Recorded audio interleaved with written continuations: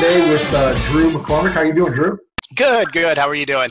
I'm doing excellent. Thanks for asking. So why don't we get started by just kind of sharing a little bit about yourself and what you do? Sure. Well, basically, I guess to kind of simplify things as best I can is what I do is I'm a health insurance broker. So my specialty is working with individuals and families as well as small business owners to really understand what their options are. With health insurance, with the, all these law changes, there's just so much confusion. And I guess my job is just kind of help simplify things as best I can for my clients. Excellent. And with the new rules, I'm sure people need that quite a bit. There's a lot of confusion out there. Very political way of saying things are a little bit messed up. But, right. yeah. So that's right. That's what I do, and I work with all the different insurance companies, including Blue Cross and Humana and United Healthcare, and so from my client's standpoint, the nice thing is there's no fees or anything to use a broker like myself, so it's kind of a no-brainer. You might as well use someone that understands how it all works and can let you know the good, the bad, and the ugly. Right. So so tell us a little bit about yourself, though. I mean, what kind of led you into the independent role, and what are you most passionate about? I guess what got me here was, the desire to want to be self-employed and want to help people. I'd come from the corporate world. I'd started my career with, so we started with Hertz Rental Car. I was there for about 9 years. Also had a job with Westwood College, and during part of my career with Hertz Rental Car, I was a independent contractor, essentially like a franchisee is the easiest way to explain it. So I'd gotten a little taste of being self-employed, and once you're self-employed, at least in my view, you can't go back. There's so I guess that's where kind of got me to where I was at, because I took a job with Westwood College, and I was there for close to a year, but I just found out that it wasn't something that I saw myself doing over the long term. So I wanted to go back to more of an independent role, and health insurance specifically was pretty interesting to me because I started right before the law officially changed in 2014. So I figured timing wise, it was a great time to get into the industry because it's right before a giant law change, and there's just going to be confusion, and so I think timing wise, it was a perfect time to get into the industry. Sure. No. Yeah, and just dealing from experience, I'm sure there's just so many people to help right now. So I agree with you 100%. Yeah, and to your point about once you go back, once you leave corporate and go into the self-employment world, you're right. I mean, I'm speaking from experience as well. I mean, spending time in that environment, there's just so much more to do, Sure. And, yeah, why not go out there and have some control over it and be able to help people? Yeah, right. Absolutely, no question. It's it's not this type of independent role is not for everyone, but for the right person, it's a great fit. Yeah. So what gets you most excited about what you do? Really, it's the thing, I guess, that most excites me is that each client that I talk to has a unique situation, and it's my job to kind of understand that situation and help point them in the right direction. So I guess just waking up and knowing that each day is going to be different, I guess, helps drive me. And and when I get those calls from clients saying that I couldn't have done this without you, it's validates what I do, and so it's things like that I guess help to drive me. Sure. Yeah. So it's tough.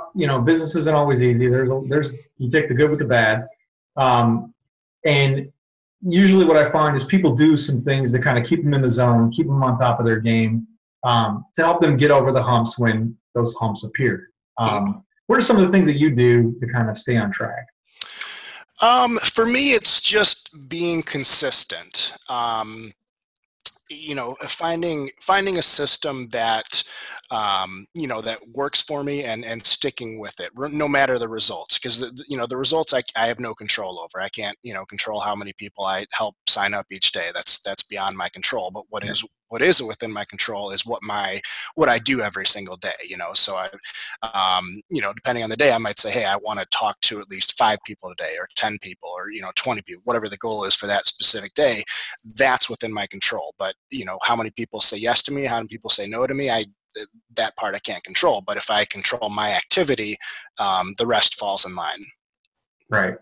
So, on those days where things aren't going so well, what do you do? What do you do to get focused, get back, get back on top, and get back on the right track? I guess I get gratification out of completing whatever it is that I set to do that day. So for me, that's how I keep myself on track, is just that making sure my activity is completed. And if at the end of the day I didn't help out anyone, but I completed what I set out to do, hey, that's a win. I agree. Same way. That's excellent, because it's you're right. Sometimes the cards just don't fall for you, but you're still accomplishing things, and if you can recognize those little things that you are doing, hopefully the momentum shifts and things definitely open up. But it's tough. It's tough for some. Yeah. Yep. So that's really good advice. So describe kind of how do typical customers get in contact with you? A good portion of my business is based on referrals now. I've been in the business now for about 2 years, so I've got a decent book of clients, and a lot of them refer their friends and family to me. So that's a big portion right there. I get a lot of, I get a lot of people that, inquired online. Most common way people search for insurance is they just hop onto Google and search health insurance. So I get a lot of internet inquiries as well. So those are really probably my 2 biggest sources, as well as networking. I do a lot of networking events. So those are, essential referrals. So, I guess I kind of look at it as I try and run my business with as many different angles as possible. And you find some things that work for you, some things that don't. But if you're trying, if you're trying things, you'll find stuff that works. Right. Yeah. So when they're contacting you, what are some of the common issues? I know everybody needs health insurance, but are they transitioning? Are they switching over? Are they new to business? Like what if I'm somebody that could potentially use you? Describe what your typical client is. Yeah. So, I guess kind of my bread and butter client would be the self-employed person that doesn't have health insurance, through work. They have to buy it themselves. And then from there, one of the most common things that I hear people say is that, I tried to figure this out on my own, and I went online, I went to healthcare.gov, and I threw my arms up in the air. I couldn't figure it out, That's impossible. Yeah, right. So that's one of the most common things that I hear, as well as what you kind of touched on, people in transition, people that, were laid off and need insurance for, a few months till they get a new job, or, were recently married or divorced, or, some sort of change that prompts them to, to need to look for health insurance. So, those are kind of, my bread and butter clients, as well as the small business owner that has maybe, 5-10 employees and wants to offer benefits for them, but doesn't know how to do it, doesn't know, how to find an affordable option. Yeah, I guess those are kind of good examples of the type of people that I help. Okay. Yeah. And so, when you talk about dealing with the government, there's a lot of red tape. There's a lot of, there's process involved. And, so I'm sure you help people out with that process to make it pretty easy, right? Yeah, absolutely. Try and simplify things as best I can. So, I am certified with the public marketplace, and so I can help people claim their tax credits if that applies, and understand there's advantages and disadvantages to taking a tax credit from the government, and understanding what they are and what the potential risks are. Certainly down the road, and certainly the advantages too. So yeah, I guess just trying to give people a more broad understanding of how it all works. Sure. And then after that, so after you get signed up and you're all set, I mean, how often are you in touch with your clients? I mean, is it when they need you? I mean, how do you keep that relationship fresh so that they know that you're there when issues arise? Yeah. I keep in contact with my clients a couple different ways. Certainly, through email, just let them know that, hey, I'm always here, available.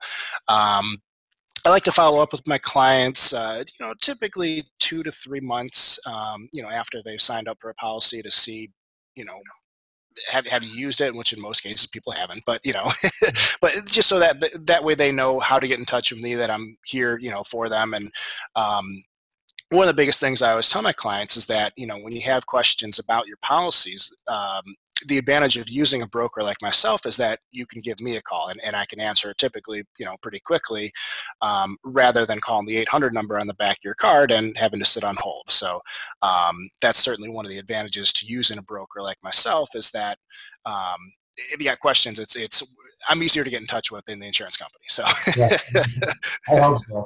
yeah. You ever had any situations where things were a little fouled up and you had to fix it?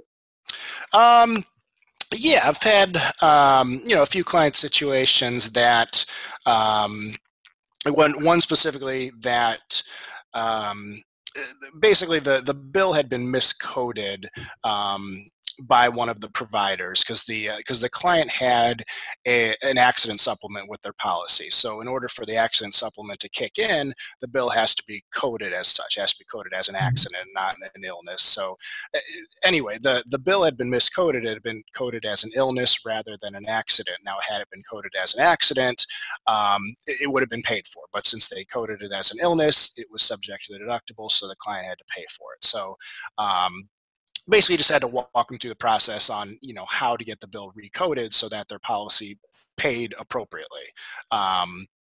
So, just examples like that, once again, I want my clients to know that I'm here for you, and I'll help you through the process. So yeah, and I mean, obviously that's the value of going through someone like you, is, right. Because you only need you when you need the insurance. Right. You want to make sure that person's there, and sure. Lots of times, people aren't there for you. They won't call that number that. Right. So that's good. That's good to know. So if we're trying to get a hold of you, what's the best way to get a hold of you? All my clients have my cell phone, as well as email. Should I give that out now, or? Yeah. Cell phone is 630-309-1879. Email is dmccormick@myhst.com. Okay, excellent. And you said you had a website too? Is that? You can go to www.htstsales.com, and then it's / my name, Drew -McCormick is my site. Excellent. Yeah, so it sounds like Drew will help you even if it's in the middle of the night. I want to call Drew. Maybe when I wake up. Just trying to see how far you go, man. Yeah. So yeah, before we wrap up, is there any advice that that you would give others that are contemplating taking the leap? Or if you were looking back at when you started and you had a conversation with yourself, what are some of the things that you would offer that would help jumpstart things a little bit faster? I think the biggest piece of advice that I can offer people that are, either looking to go into business for themselves, or, take an independent role, or is to, when you find the situation that fits what you're looking for, commit to it, and be confident that you can succeed. Because if you're confident in your own success, you'll see it through. But when you start doubting yourself, things can take a turn for the worse quickly. So I think that's the biggest thing, is commit and be confident, and the rest will fall in line. That's excellent advice.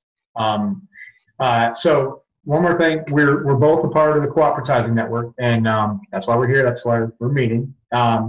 If you had an opportunity to kind of speak out to the group and say, here's how you can help me, or maybe vice versa, what do you think? What can they do to help? I mean, I think it's important to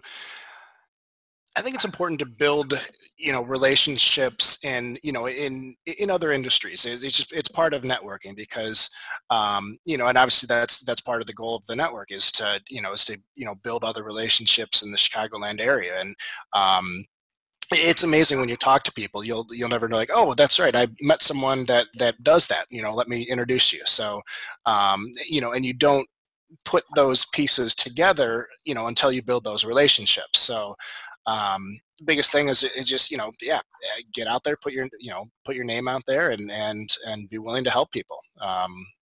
Yeah. Okay, excellent. So that's all the time we have, Drew, but I really appreciate you coming on and sharing what you do, sharing your passion. It's been really nice getting to know you. Yeah, absolutely. Thanks, Jeff. And for the rest of you, we'll see you online soon. Cool. Have a good one.